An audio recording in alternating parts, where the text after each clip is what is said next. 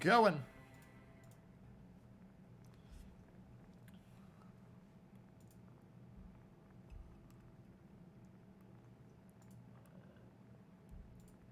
Oh, and real quick, fix it to KSC on the right side. Apologies about that. Here we go. So let's look at this team. So on KSC, we're seeing them running back a very similar comp. 4 DDs, however, important to note, double Ragnar, only 1 Gearing and a Marceau. Moskva, 2 Des Moines, so they got rid of the Napolis, and then Montana Kremlin. Over here on the side of TNG, TNG is running the Ragnar, Daring, Gearing, and then a Holland. Intrigued by the Holland choice because it's not one you usually see, but I'm going to guess fast Torps maybe in this heel is the reasoning. Then double Venezia, Des Moines, Yamato, and Christopher Colombo. So we're going to watch, we're going to let it be quiet and just watch as the teams come in early on and see where they go.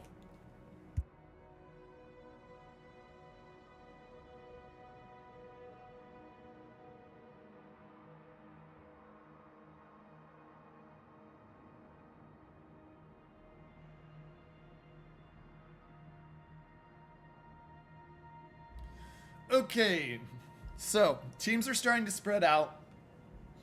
Now, I love seeing how the meta evolves from one tournament to the next. The meta last time used to be a lot of times you'd see that Z52 sitting in B with the Hydro, and that no longer occurs. Daring for Righteous Fury is going in. He's going to run into possibly double Ragnar. And now, I really like this if this is KSC's choice, because if you can set yourself up to get an early DD kill, that is the stuff that wins games most of the time, ladies and gentlemen.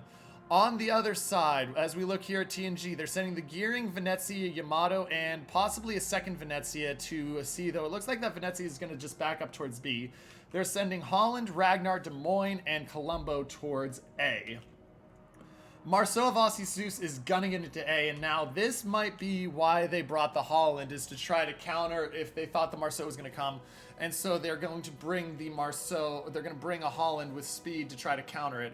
But I'll be interested to see what happens. Holland also has the advantage of smaller detect, which means that even though the Marceau can gun better most of the time, it's going to have to spot it to be able to do it. Gearing and Des Moines heading to C, and then Moskva of Aegis is lining up on that middle island, Kremlin, Des Moines heading towards A, and Monty just sitting in the mid. So we'll see. Marceau of Aussie Zeus, we're going to see a fight here pretty soon. We're going to see a fight here pretty soon. So we're going to keep an eye here. Now, Ragnars are both in position there. I don't think they're going to shoot immediately, though I could be wrong. I don't think we'll see the radar as soon as these into cap. I think we'll wait a little bit. We'll go from there. Aussie Zeus is here. He's sitting at the edge of the map. Those Torps are going to miss him. And Holland turns away, so he doesn't try to engage on the cap. So KSC will take the cap, just like last game, early on. Radar of Hataki Hiyoshi's out there. Shots are out.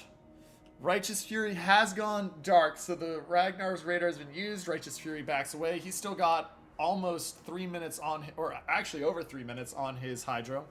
And Malakin's just sitting there dark, waiting to try to be the assassin in the night.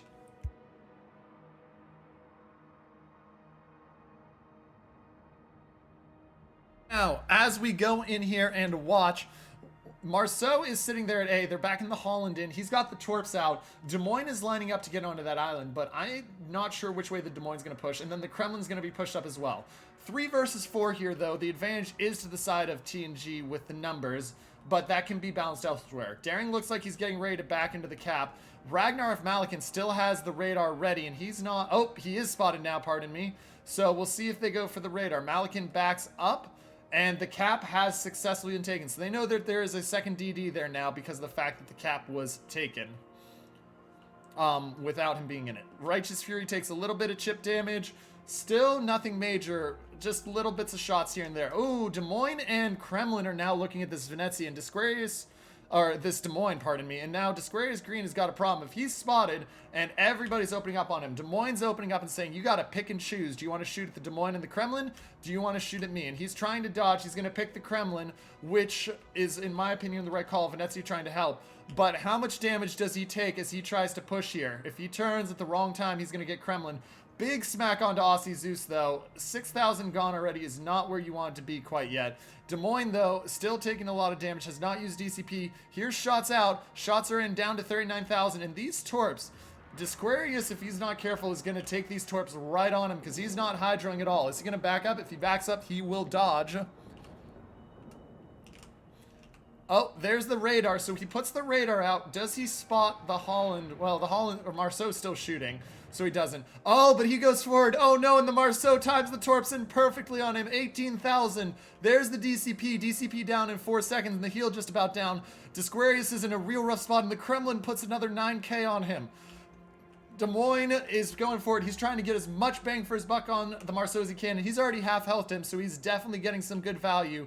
But this is a Des Moines that is in a world of hurt. They've got the Holland spotted as well. They're not going to go. There's a perma-fire on Disquarius, and I know we're ignoring the rest of the map. Oh, and we just look up in time to see the Gearing take a Torp. That's not what you want to have happen if your Gearing is to take a Torp. Didn't he take a Torp last game as well? And there we go. First kill of the game, just over 5 minutes in to the side of KSC. And if you're KSC, you're much happier with this start than the other one. You're up 260 points. You've got the only ticking cap. And you're up 60,000 health. Now, Cowboy, not happy to take that Torp, but they do have the Venezia trapped on the edge. And now with that, you've evened and balanced it at A.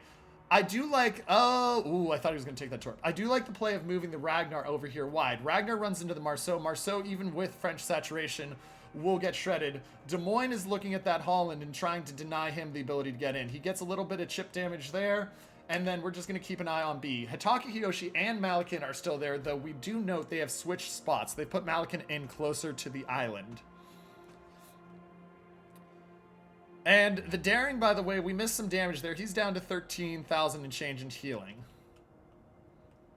So, as I look at it here, TNG's goal is they've got some good angle at C. They're going to try to get C and then be able to move their ships over and across. They want the Holland to also contest A as much as possible.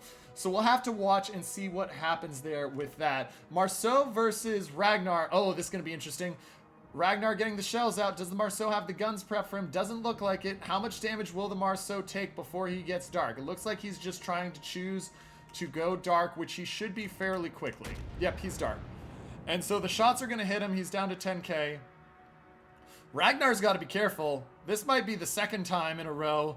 Uh-oh. Oh, no. Ragnar, not like this, buddy. You're going to speed boost, but is it going to be in time? It's going to be tight. Oh, and he's going to get away just by the skin of his teeth. So Ragnar burns the speed boost to get away, but he does have the Marceau down to 6,000 and change. Venezia pushing on the edge.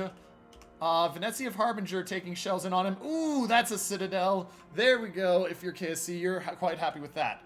Still anybody's game. 400-point lead and a kill in the favor of KSC. But this positioning here at C is really strong. You got the Yamato locked in there. That's going to focus the Montana down along with the Venezia. Gearing's not able to do too much yet. And the Des Moines going to try to burn down Rolk, but no guarantee. In the mid, you're moving the Gearing in. So the Gearing will be able to help, especially because you know that the Ragnar has been moved over to B so that it's only a 1 DD in B. So you're going to be able to try to use Gearing plus Daring to kill Ragnar. Shots flying fast and furious. All the action's been at C. Holland down to 16,000. He's going to pop a heal. He's going to have 2 left after that one. Ragnar also spotted, but their focus is on the Holland. 15K, healing still, but also on fire. He has the DCP. There's the DCP being used. And down to, is going to sit about 15K, just over it when he heals. Ragnar being shot now. This game, ladies and gentlemen, is a brawl. Yamato of Rolk taking the damage for holding that position. It was a good position, but the Des Moines being able to sit in a Gearing smoke, and that American smoke just does wonders, means he's taken a lot of damage. He could DCP, but he doesn't see the need for it. 70 seconds to heal. And the points lead is up to 440, and the health lead advantage now 70,000. As we look in here, Venezia now getting focused on. They know Malikan's there. Gearing has dodged back to C. I thought this Gearing was going to end up going towards B, try to engage and challenge there, but they've brought him back into C, and this turn is going to mean he is probably taking a Torp. Maybe 2, looks like just 1. He's going to take 1 Torp. He's run the DCP, so he will not take the Flood, down to 29,000 health. He has a heal in 37 seconds, and he's got enough heals to survive, but he's got a bug out for the time being. Back over to the A action. Looks like it's devolved back into a shooting war across A. Nobody's really trying to take it right now. Ragnar of Asuka Langley might be going in but he's not yet. And I do like this Holland position for Ornate Chinchilla. He's got the ability with this position to launch the Torps out there onto Warped Chaos and try to force him out of that position behind the island. Hasn't been successful yet, but we'll see what happens with the Torps here. Colombo now going dark, trying to get himself up to that island and into a position to do it. First set of Torps isn't going to hit Warped Chaos. Set of Torps onto the Ragnar also is going to miss. KSC now up to 850 points. TNG, though, does have the ability. They're going to shove the Ragnar into A. That'll hold the game for a bit, and they're looking for a kill. They got a couple choices for a kill, but they've also got a couple ships that are close to getting killed themselves. So we'll see what happens. Torps out over here, not going to be anywhere near what they need to hit. Radar out over here is going to spot the Ragnar as he goes in for the cap. Ragnar is going to open up on the Kremlin. Ragnar Fataki is going to be there to meet and challenge as well. Langley is going to be forced out, and the problem is that it's down to a minute and a half until KSC wins, and you're forced out for quite a while because that Des Moines radar has got another 25 seconds on it. Holland launching another set of Torps, trying to get them off that edge of the island, but that Des Moines is just perfectly positioned using that bridge or that little jut out of the beach to stay healthy. Unless he moves forward. If he moves forward and keeps moving forward, he might take some of those. We'll keep an eye. John the Impaler also moving up. 918 points now. 920 for the side of KSC. Here's the push coming in. Ragnar sitting right at the edge. Daring has pushed into B. That'll give them an extra minute of time right now. Ragnar is still spotted, but the radar is actually down. So he just needs to get off detection and he can pop back in. Torps, once again, do miss the Des Moines. Now that Colombo's sending those Torps over the Moskva, can he slide them over the island? He can slide them over the island, but he only gets them to 36,000, not the damage he was hoping for.